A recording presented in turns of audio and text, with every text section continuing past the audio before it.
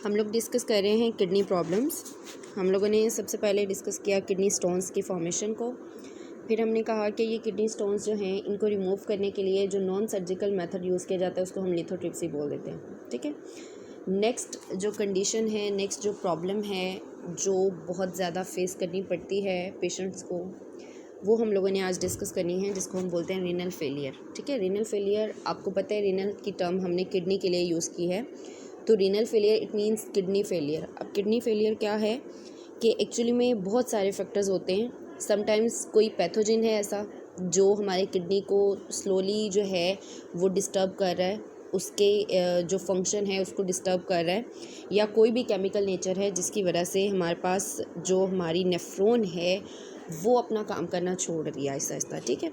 अब स्पेशली जो glomerulus part है उसके अंदर ये चेंज आता है।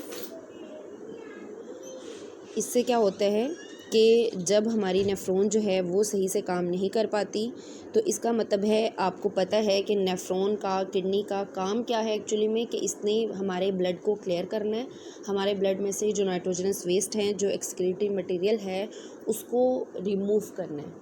उसको कैसे रिमूव करना है कि उसको हमारे ब्लड में से ये सारी चीज़ें जो हैं वो यूरिया की फॉर्म में आके हमारी बॉडी से रिमूव होनी है। अब अगर हमारी नेफ्रॉन जो है वो डिस्टर्ब हो गई है, हमारी नेफ्रॉन जो है उसका स्पेशली ग्लोमेरुलस पार्ट जो है वो डिस्ट्रॉय हो चुका है, वो ख़त्म हो चुका है, वो तबाह हो चुका है, तो इसका मतलब है हमारा किडनी अपना काम नहीं कर रहा। क्यों? क्योंकि किडनी के अंदर तो नेफ्रॉन है एक्चुअली में जो अपना काम कर रही है। तो ऐसा नहीं है कि अगर नेफ्रॉन ख़त्म हो गई है तो किडनी अपना काम कर रहा है, बल्कि अगर नेफ्रॉन जो है वो अपना काम नहीं कर रही, इट मीन्स किडनी का ओवरऑल जो फंक्शन है वो परफॉर्म नहीं हो रहा। ठीक हो गया।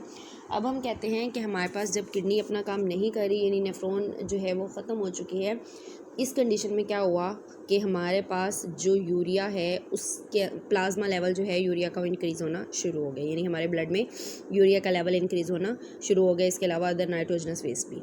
अब जब यूरिया का लेवल ब्लड में इंक्रीज़ हो जाता है तो इससे बहुत सारे प्रॉब्लम्स आ जाते हैं। इससे ब्लड प्रेशर का मसला भी बनता है, इससे एनीमिया का मसला हो जाता है। अगर ये यूरिया जो है वो हमारे ब्रेन में एक्यूमुलेट होना शुरू हो जाता है तो उससे भी बहुत ज़्यादा सवेयर कंडीशन जो है वो हो सकती हैं। ठीक है। अब यानी जो हमारे पास ये वाली कंडीशन है, हम ये कह सकते हैं कि ये सबसे सवेयर कंडीशन है, सबसे एंड स्टेज है। ठीक है, रीनल फेलियर वाला। अब रीनल फेलियर जो है इसको ट्रीट करने के लिए, यानी ये इस पे ही डिपेंड करता है कि किस हद तक रीनल फेलियर हुई है। यानी अगर ऐसा हुआ है कि कुछ हद तक किडनी जो है वो काम कर रहा है, कुछ हद तक जो है वो ख़राब हुआ है, तो उसको और भी मेथड है जिस तरीके से हम लोग इसको ठीक कर सकते हैं। लेकिन अगर बिल्कुल एंड स्टेज है, किडनी बिल्कुल भी काम नहीं करे और दोनों के दोनों किडनीज जो हैं वो ख़त्म हो चुके हैं, तब जो हमारे पास ओनली कंडीशन रह जाती है वो है किडनी ट्रांसप्लांट की। यानी हम ये कह सकते हैं कि हमारे पास जो रीनल फेलियर है इसकी जो ट्रीटमेंट है वो दो तरह से है। अगर तो इतनी सवेयर कंडीशन नहीं है, कुछ हद तक बेहतरी पॉसिबल है, तो डायलिसिस की जा सकती है। और अगर जो है बहुत एंड स्टेज है तो हमारे पास ओनली जो ऑप्शन है वो है किडनी ट्रांसप्लांट का। अब सबसे पहले हम देख लेते हैं डायलिसिस को। डायलिसिस किसे कहते हैं हम? तो डायलिसिस बच्चों जो है ये क्रोनिक रीनल फेलियर में ही होता है, जब किडनी हमारा जो है वो अपना फंक्शन करना बिल्कुल ख़त्म कर चुके हैं, तब भी हम इसको जो है वो यूज़ करते हैं डायलिसिस को। यानी हमारा किडनी जो है वो जब नाइट्रोजनस वेस्ट को रिमूव नहीं कर रहा तब हम डायलिसिस करवाते हैं। अब डायलिसिस क्या है बच्चों एक्चुअली में, कि ब्लड को क्लियर किया जाता है। यानी जो काम किडनी करता है वही काम हम आर्टिफिशली करते हैं।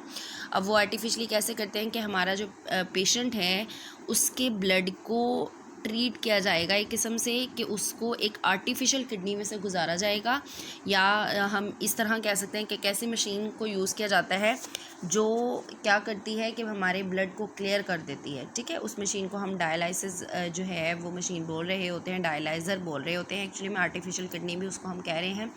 अब वो जो आर्टिफिशियल किडनी है या डायलाइज़र मशीन है वो एक्चुअली में हमारे जो ब्लड है उसमें से नाइट्रोजनस वेस्ट को रिमूव करेगी। अब एक बात याद रखनी है आप लोगों ने बच्चों के, डायलिसिस दो तरह से होती है। एक तो हम कर रहे हैं आर्टिफिशियल किडनी के थ्रू, यानी डायलाइज़र मशीन के थ्रू, जिसमें ब्लड को गुजारा जाएगा।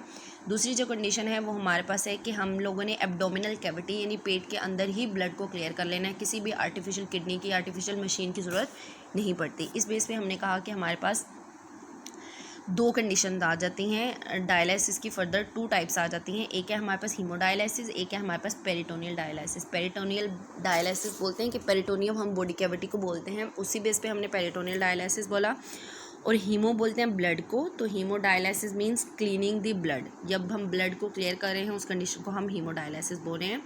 इस प्रोसीजर में क्या होता है बच्चों कि हमारे पास एक मशीन है जिसको हम डायलाइज़र बोल रहे हैं। हमारे जो पेशेंट है उसका ब्लड जो है वो इस मशीन, ये जो डायलाइज़र है इसमें 2 स्पेसेस होती हैं बच्चों, जिसको एक मेम्ब्रेन के थ्रू सेपरेट किया जाता है, ठीक है। अब एक जो स्पेस है उसके अंदर ब्लड को लाया जाएगा, यानी पेशेंट का जो ब्लड है वो इस एक स्पेस के अंदर जो है वो ठहराया जाता है। और जो दूसरी प्लेस है उसके अंदर क्या होता है, उसके अंदर एक फ्लूइड होता है भरा हुआ, जिसको हम बोलते हैं डायलाइसिस फ्लूइड, ठीक है।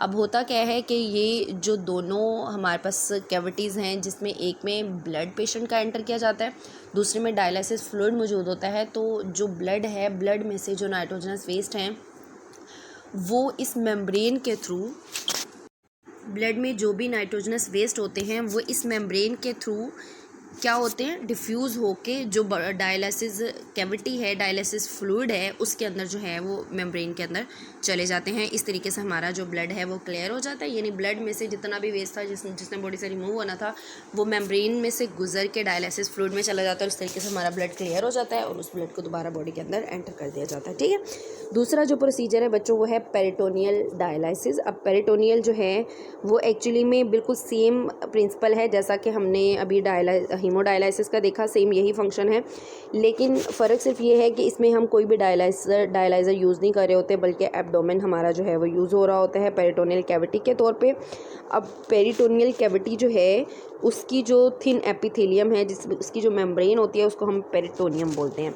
अब पेरिटोनियल कैविटी को हमने फिल कर देना है डायलिसिस फ्लूइड से। जिस तरह आपने ऊपर वाली कंडीशन में देखा कि हमने डायलाइज़र मशीन के अंदर डायलिसिस फ्लूइड डाला था, बिल्कुल इसी तरह अब हमने पेरिटोनियल कैविटी के अंदर, जो कि हमारे एब्डोमेन के अंदर मौजूद होती है, इस पेरिटोनियल कैविटी के अंदर हमने डायलिसिस फ्लूइड एंटर करना है, ठीक है, एक ट्यूब के थ्रू जिसको हम बोलते हैं कैथेटर। अब एक्सेस वाटर और वेस्ट जो कुछ भी है हमारी पेरिटोनियल कैविटी में जो है वो डायलिसिस मशीन की तरह डायलिसिस फ्लूइड के अंदर, पेरिटोनियम के अंदर जो है वो एंटर हो जाएंगे। इस प्रोसेस को हम जो है वो एक दिन में काफ़ी टाइम जो है वो रिपीट करते रहते हैं। अब जो डायलाइज़र होती है वो एक मशीन की तरह काम कर रही है, बिल्कुल इसी तरह से ही हमारी जो पेरिटोनियल कैविटी है वो भी काम कर रही है। अब ये ओवरऑल आपको मैंने रिव्यू दिया है डायलिसिस का, लेकिन बच्चों एक बात याद रखिएगा कि डायलिसिस जो है ये एक ऐसा मेथड है, ये एक ऐसा ट्रीटमेंट है जिसको हमें बार बार करवाने की ज़रूरत पड़ती है। ज़ाहिर सी बात है, ब्लड को हमने क्लियर करना है, जो काम हमारा किडनी नहीं कर रहा वो काम हमने बार बार करना है। तो जो काम किडनी खुद कर रहा होता है वही काम जब हम आर्टिफिशियली करें हैं तो इट मीन्स हमें बार बार इसको रिमूव करने की ज़रूरत पड़ेगी।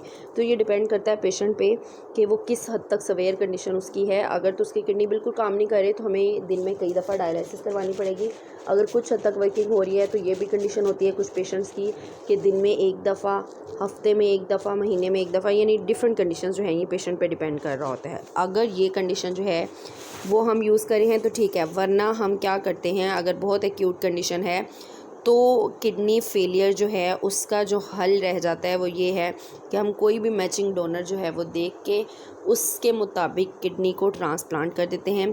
डायलिसिस जो है वो एक टेम्परेरी ट्रीटमेंट है। अब हाई डिग्री रेनल फेलियर जब हो जाती है, जिसको हम यूरीमिया भी बोलते हैं या एंड स्टेज रेनल फेलियर कह सकते हैं, इस कंडीशन में डायलिसिस जो है वो यानी ये कह लो कि हैंडलेबल नहीं है।